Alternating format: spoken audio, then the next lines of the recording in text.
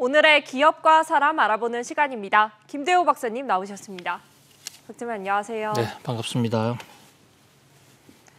오늘의 기업들입니다. SK하이닉스와 이마트, 두산중공업과 삼성그룹입니다. SK하이닉스가 어제 D램 불량 손신설에 화들짝 놀랐습니다. 중국 업체로부터 불량 접수를 받았는데 이로 인한 손실이 2조 원대라는 소문이 퍼진 건데요. SK하이닉스는 일반적으로 발생하는 수준의 불량이라면서 과대 해석을 경계했습니다. 네, 박사님 어제 이 소식에 주가가 크게 흔들리기도 했는데 SK하이닉스가 이 사건을 공식적으로 수사를 의뢰를 했어요. 예, SK하이닉스에서 이 소문을 인터넷 사이트를 통해서 유포를 한 사람을 좀 찾아달라, 처벌을 해달라, 그리고 경찰에 정식으로 지금 수사 의뢰를 냈습니다. 그 수사 의뢰를 한 그 내용은 일단 명예훼손, 업무방해 이런 건데요. 이 사건의 진상은 이 SK하이닉스가 만들어낸 D램, 그게 지금 중국의 공장에서, 중국의 우시 공장에서 만든 이 하이닉스의 D램이 중국의 텐센트라든지 다른 회사에 납품을 하는 과정에서 불량이 발견돼서 반품을 당했다. 그로 인한 손실이 한 2조 원 정도 된다. 이런 내용이 인터넷에 올라간 것이거든요. 자, 근데 이제 이 대목에 대해서는 찬반 양론이 있습니다. 이런 사소한 이걸 사소하게 보는 시각에서는 주식 투자하는 과정에서 투자자들이 자기가 투자하고 있는 회사의 일거수일투족을 모두 다 알아야 되는데 거기에 대해서 미리 정보를 전해준 게 뭐가 잘못이냐. 오히려 SK 측이 잘못이다. 지금 중국에서 이미 이런 소문이 파다하게 번지고 있었던 상태인데 SK가 미리 그 사실을 장이 열리기 전에 공시를 했더라면 중국에서 이런 소문이 나고 있는데 그 진상은 이렇습니다라고 미리 공시했다면 이런 어떤 후폭풍이 없었을 것이 아닌가. 이런 시각이 하나 있고요. 또 하나는 그 불량이 발생한 것은 또 사실 아니냐. 그렇다면 규모가 얼마인지는 비전문가나 제3자는 알 길이 없고 또 금액은 사후에 확정되는 것이니까 지금 금액이 얼마였다는 사실은 별로 중요한 사실이 아닌데 불량 사실을 에서 축소하기 위해서 이런 고소 고발을 하는 것이 아닌가. 이런 지적이 있는가 하면 이제 또 하나는 보통 불량이라는 것은 반도체 회사에서 불량이라는 것은 흔히 있을 수 있는 문제인데 상당히 악의적으로 SK의 주가를 떨어뜨리기 위해서 한 이런 그 음모론적 시각이 있다. 그래서 이것은 그 진상을 명명백백 밝혀야 된다. 이것이 SK하이닉스 시각입니다만은 어쨌든 빨리 공시하지 않은 SK하이닉스 측의 책임도 결코 적다고 하지 않을 수 없습니다. 네, 사실 최재원 SK 그룹 회장은 지난해 하이닉스 연봉을 직접 반납하겠다 이러면서 직원들의 연봉 불만에 대한 달래기에 나서기도 했는데 실제로 반납이 됐나요? 예, 바로 그 대목에 대해서도 이제 일부 투자자들은 최태원 회장은 왜 거짓말을 했느냐 또 이런 문제까지 제기를 하고 있어요. 최태원 회장이 지난해 SK하이닉스의 그 근로자들 급여 문제로 문제가 되니까 그 자리에서 급여를 반납하겠다. 작년 급여를 바로 반납하겠다 이랬거든요. 그런데 이제 바로 지나자마자 지난간 급여를 반납하는 게 회계처리상 또 법적으로 문제가 있다 해서 올해 2월부터 작년에 급여에 해당하는 부분을 단계적으로 반납하고 있다. 이렇게 밝혔어요. 네. 이런 것에 대해서도 그 당시에 SK 측에서 너무 적극적으로 대응한 게 아닌가. SK하이닉스 측에서는 회사가 실적은 상당히 좋아지는데 경쟁사인 삼성전자보다도 급여가 낮다고 해서 당시 직원들의 원성이 상당히 많았습니다. 그래서 많은 직원들이 삼성전자로 이동하기도 했고요. 그런데 그 당시 직원들의 불만 사항을 좀 회사가 같이 동참하는 차원에서 심각하게 받아들이고 대책을 세우기는커녕 회장인 내가 월급을 급여를 반납하기로 해서 우리 다 같이 참자 이런 식으로 한 것도 적극적이지 않았냐. 바로 이 대목에서 이번에 하이닉스 사건에 대해서 고소 고발로 대응한 것이 네. 좀 SK의 기업 문화가 좀 너무 적극적이었지 않았느냐라는 그런 지적이 나오고 있는데 이제 이 대목에 대해서도 SK 측은 회계 처리상 불가능한 건데 그만큼 같이 동참 의지였다. 그리고 실제로 지금도 그 최태원 회장은 하이닉스의 작년도 급여를 올해 분해서 갚아가는 거 아니냐 이런 해석을 하고 있습니다만은 아무튼 정권 시장에서 나오는 이 대목을 어떻게 그 처리할 것인가에 대해서는 사람마다 의견이 다른데 가장 중요한 것은 회사가 명확하게 특히 신속하게 공시하는 게 그 공시제도가 존재하는 이유가 아닐까 그런 생각을 해봅니다. 네, 정용진 신세계그룹 부회장의 SNS 최근 관심이 뜨겁죠. 샥스핀 논란부터 미안하다, 고맙다라는 말이 정치적 해석에 휘말리면서 정 부회장의 SNS는 신종 오너 리스크라는 말까지 등장하게 했습니다. 이 소식 한번 들어보겠습니다. 네, 박사님, 정 부회장의 SNS가 또 다른 토론장이 되고 있다고 해요. 예, 요즘 그 이마트의 정용진 부회장의 SNS를 둘러싸고 갑론, 을박 상당히 지금 세상이 시끄럽습니다.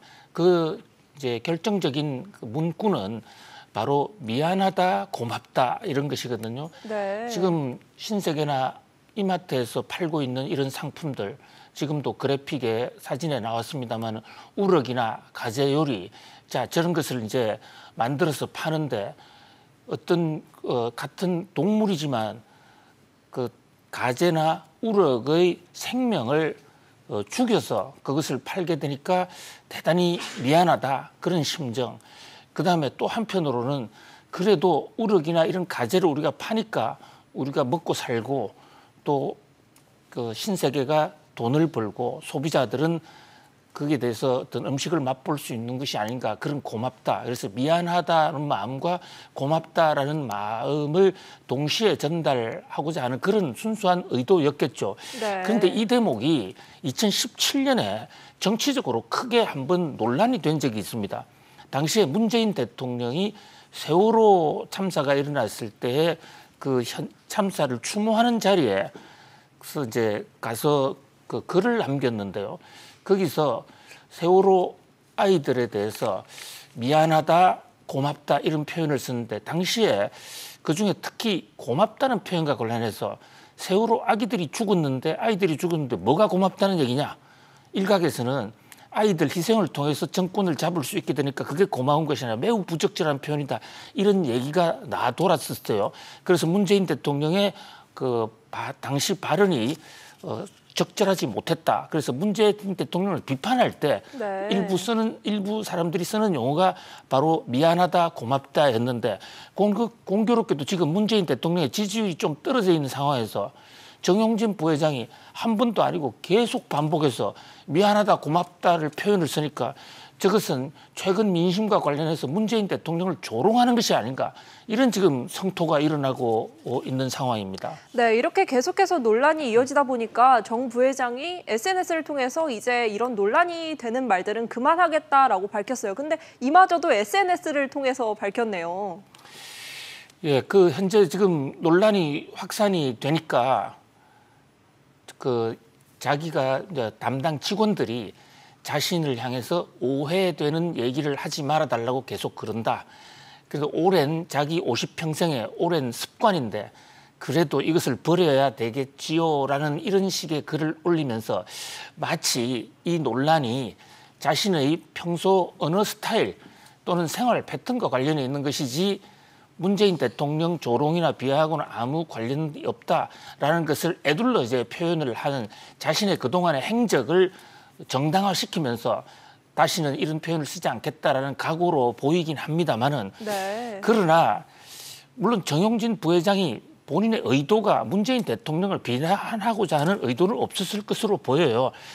그러나 문제는 그렇게 느끼는 사람이 있고 또 거기에 대해서 계속 댓글이 들어왔다면 자신의 의도치 않은 용어로 인해서 이런 오해가 생긴 것에 대해서 죄송하게 생각한다라고 해서 전공법으로 사과를 했었어야 되지 않나. 지금 정용진 부회장은 SNS로 해서 용진이 형의 이미지를 가져가면서 젊은 사람하고 소통하는 그런 좋은 측면도 있습니다만은 최근에 와서는 일부 좀 험한 상소리라든지 네. 또는 그 동빈이형 하면서 경쟁 업체 오너를 좀 비하하는 듯한 그런 연이은 지금 구설수가 제기된 것도 사실이거든요. 그래서 보통 조그마한 기업, 작은 기업의 경우에는 이런 노이즈 마케팅이나 남들이 안 하는 표현을 통해서 회사 홍보를 할 수도 있습니다만은 우리나라의 신세계 그룹, 특히 이마트 같은 경우는 우리나라 최대의 유통 재벌인데 조금 더 품격을 갖추어 줬으면 좋겠다 하는 이런 안타까운 마음입니다. 네, 최근 두산중공업이 최고가 랠리를 보여주면서 가파르게 오르고 있습니다. 그러나 같이 떠오르는 건 공매도 우려입니다. 과도한 급등은 항상 과도한 급락 위험을 불러일으키기 때문인데요. 이 소식 한번 들어보겠습니다. 네, 박사님, 어제 두산중공업 주가에 산업부 장관 간담회가 영향을 미쳤다고 해요. 어떤 이야기들이 나왔나요? 예, 문성욱 장관이 취임 1년이 됐습니다. 문성욱 장관이 기자회견을 했는데요. 이 자리에서 여러 가지 산업 정책과 관련된 현안 또 장관의 소신을 털어놨어요. 그중에서 주목을 끌었던 대목이 원전과 관련된 대목입니다. 최근에 문재인 대통령이 미국 방문을 하면서 미국과 함께 원전 수출을 하겠다. 원전 합의를 하지 않았습니까? 네. 그런 면에서 이제 일각에서는 그동안에 이제 탈원전을 하는 것이 문재인 정부의 기조였는데 이 탈원전 방침이 조금 정책에 전환이 오는 것이 아닌가. 특히 신한울 3, 4호기 건설을 재개하라는 그런 산업계의 요구가 많이 있었는데 이런 것을 재개할 수도 있다라는 그런 시장의 기대가 높았고 그러한 기대 때문에 수출이 잘 된다 또는 국내에서도 건설을 재개할 것 같다라는 그런 기대 때문에 원전주가 최근에 아주 급등세, 아주 폭등세를 보였습니다. 그런데 문성욱 장관의 발언 지금 그 자막에 있는 대로 신한울 3, 4호기 건설 재개 없다. 네. 탈원전 정책에 전혀 변화가 없다라는 이 대목이 나오면서 시장이 조금 놀랐던 것이죠. 사실은 정부는 하나도 변함이 없는데 시장이 상당히 기대 수준을 높였다가 그 기대가 맞아떨어지지 않으니까 주가가 떨어지는 그런 모습이 있고요.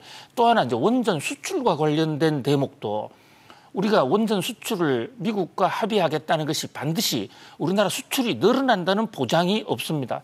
한국과 미국의 한미 정상회담에서의 원전 합의는 수출을 협조하자는 얘기도 있지만 IAEA 국제 원자력 기구의 사찰을 거부하는 그 나라에 대해서는 절대 수출하지 말자는 얘기도 들어가 있기 때문에 네. 지금 사우디라든지 많은 나라들이 바로 그 IAEA의 요구를 충족시키지 않고 있다는 점을 감안할 때 이번에 한미 정상 간의 원전 합의는 수출이 미국과의 수출이 잘 될 수도 있지만 또 하나 특정 지역에서 수출이 안 될 수 있는 변수거든요.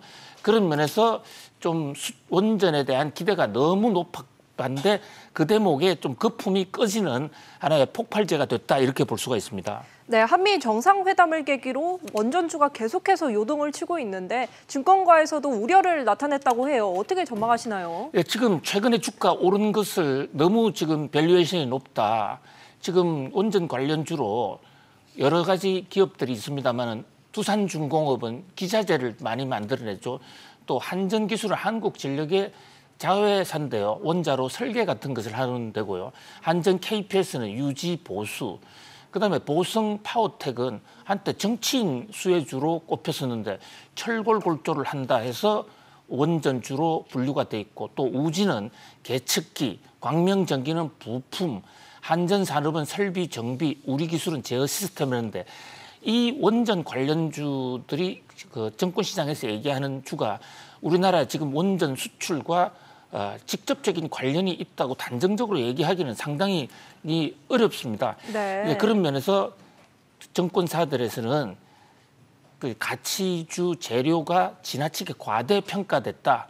그런 얘기가 나왔고 이런 것들이 여러 가지 겹치면서 원전주가 전반적으로 상당히 크게 떨어졌거든요. 특히 두산중공업의 경우에는 그동안에 원전 때문에 두산중공업이 경영이 어려워졌다. 또는 망했다 이런 얘기가 나오고 있지만은 많은 전문가들의 분석에 따르면 원전과는 무관하게 두산중공업 계열사였던 산하회사였던 두산건설에 대한 과다 지원, 좀 터무니없는 지원 때문에 회사가 어려워진 것이다. 그런 관점에서 볼 때 원전 관련주로 과연 분류되는 게 맞느냐라는 그런 시각도 없지 않아 있습니다. 어쨌든 뭐 원전 수출, 특히 SMR 쪽, 빌 게이츠가 하기로 한 소형 모듈 원자로 같은 부분을 어떻게 산업부 문성욱 장관도 여기 SMR 쪽에서는 우리가 한번 추진을 해보겠다라고 포부를 밝힌 제목이 있는데요. 네. 원전주에서도 옥석을 좀 제대로 가리는 그런 세심한 관찰이 필요할 것으로 보입니다. 네, 마지막 소식입니다. 프로포폴 불법 투약 혐의로 이재용 삼성전자 부회장이 벌금형에 약식 기소됐죠. 당초 마약 투약 혐의자는 정식 재판에 넘기는 사례가 많았지만 이재용 부회장에 대해서는 특혜를 제공했다는 비판의 시선도 있었는데요. 마지막 소식 한번 들어보겠습니다. 네, 박사님 이번 사건을 두고 봐주기 기소라는 비판이 계속해서 쏟아져 나오고 있어요. 정식 재판으로 갈 가능성 어떻게 보시나요? 네, 저는 프로포폴 하면 자꾸 아스트라제네카 생각이 나요. 네. 예, 프로포폴은 이제 우유 주사라 해서 한 번 맞으면 아무 생각이 없어지고 그냥 좋아지는 그런 약. 그런데 이제 깨고 나면 뭐 이제 내성이 생겨서 몸에 부작용도 있을 수 있다. 이래서 이제 우리가 마약류로 분류를 하고 있는데요.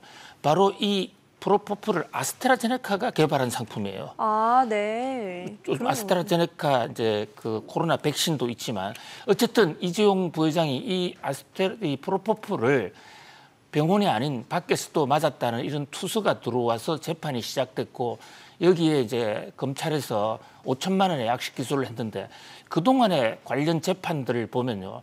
검찰의 이 기소 패턴을 보면 프로포폴 관련선 비슷한 사건의 경우에 거의 대부분 정식 재판으로 해부했거든요. 그래서 재판정에서 가리자 이랬는데 유독 이재용 부회장에 대해서만은 재판도 하지 않고 약식 기소를 하기로 했다. 이 대목에 있으면 특혜 시비가 나오고 있는 것입니다.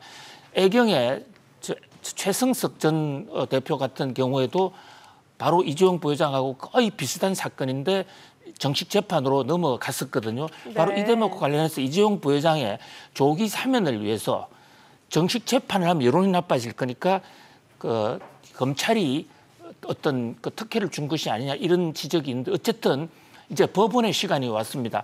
5천만 원의 약식 기소에서 법원이 최종적으로 이것을 약식 기소를 그 청구를 그대로 받아들일 것인지 아니면 정식 재판에 넘길 수도 있거든요. 그런 면에서 이제 그 법원이 정식으로 그 재판부가 배당이 돼서 이번 주부터 심리에 들어가는데 그 결과가 매우 주목이 되고요. 그런데 또 하나는 지금 이재용 부회장은 이번 그 약식 기소가 된 건뿐만 아니라 또 하나의 프로포폴 투약 의혹에 관한 경찰 수사가 지금 진행 중이거든요. 네. 그런 면에서 이재용 부회장의 고난은 아직도 끝나지 않았다 이렇게 볼 수가 있습니다. 네, 오늘은 여기서 마치겠습니다. 감사합니다. 고맙습니다.